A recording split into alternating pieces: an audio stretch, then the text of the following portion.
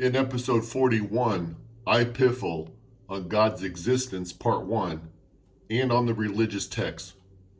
No matter what the world's religions would like you to believe, there is no solid or tangible evidence that an omnipotent God exists. Therefore, the existence of God must be taken merely on faith alone.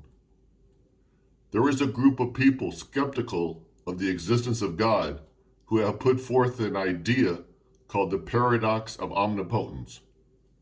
This paradox is based on the following question. If God can do all things, then what about those things that are contradictory to each other? For example, if God can exist forever, then does this mean that he cannot cause himself to end his own existence? Also, if God is omnipresent and can be everywhere, then can he cause himself to be absent from a certain place and time? And if God is omniscience, meaning he is all-knowing, does this mean that he cannot forget something because the moment he forgets, he no longer knows everything? It is probably true that many people continue to believe in God, not because they are positive God exists, but because it brings a sense of comfort to their lives. It is more of an emotional commitment rather than an intellectual certainty. Religion gives them the opportunity to pray to their God and feel that they are accomplishing something of importance. It provides them a feeling of structure and enhances their lives by giving them a connection with the higher power. It relieves them of the fear of death and non-existence. For the followers of Christianity, it removes the fear associated with the depiction of a Christian hell that has been ingrained into their minds since their time they were children. Belief in a God also helps the faithful make sense of the world. It gives them a blueprint to live by and the promise of salvation. The same can be said for all religions. Religions make life more understandable and predictable. However, for the same reasons why many people believe astrology to be irrational, then why shouldn't belief in any one single religion be just as implausible? Just because the believer believes he is right does not make the skeptic any less right. A drunkard may believe he is happier than a sober man, but then which one is more credible?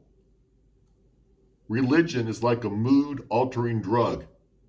It gives the believer an unrealistic view of reality, which is all too often distorted by unscrupulous religious leaders. Those acceptable followers who are duped into believing in the words of a false prophet will do just about anything in the name of their religion. Only a few enlightened individuals will ever find the resolve to free themselves of their religious addictions. This is because religious withdrawal is many times more painful and difficult than from all other forms of addiction. However, for those fortunate few who can manage it, they will come to find out the freedom from organized religion is very liberating. It provides them the opportunity to think for themselves.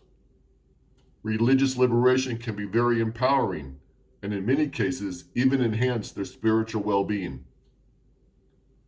Many of the religious books and manuscripts of the world's major religions are antiquated, having been written many centuries ago. This fact alone calls into question the efficacy of these works. They may have been relevant in ancient times, but today they are outdated and filled with inaccuracies. Nevertheless, these religions still maintain that their holy books contain eternal truths. Islam goes a step further and states emphatically that their holy book is the final word of God, and it is complete. But how can this be? Since these books were first written, societies have continued to make advancements, and man's knowledge of the universe has evolved considerably. Because it is a fact that the Old Testament, New Testament, and Quran are all archaic, then the followers of these religions are being required to conform to an outdated set of laws that have been proven over time not to be eternal. It is often asked that if God is benevolent, then why does he allow evil to thrive in this world? Why does he permit tragedies to occur in the form of natural disasters? Indeed, why does he permit mankind to suffer at all? Religious theorists have never been able to give an adequate answer to these questions. Why? Because there is no good answer to them. Not if God is truly benevolent and all-powerful. One flawed theory is that God has provided man with free will, so that all evils in the world are man's fault. Therefore, we are wrong to judge God based on the sins we commit. But natural disasters, for example, have no free will, and still people suffer and die as a result. Another theory put forward to explain this fact is that perhaps God is punishing the wicked by allowing natural disasters to occur. And yet even the faithful who worship God, and innocent children too, all suffer equally as a result. Therefore, God cannot be benevolent, because the benevolent God who kills indiscriminately is a contradiction. To counter this argument, another theory they put forth to justify God's actions is to say that perhaps God allows these evils to occur for a greater good, and who are we to judge him? This is what many religious leaders want us to believe. Really? Could God not find a better way to achieve a greater good without causing innocent people to suffer?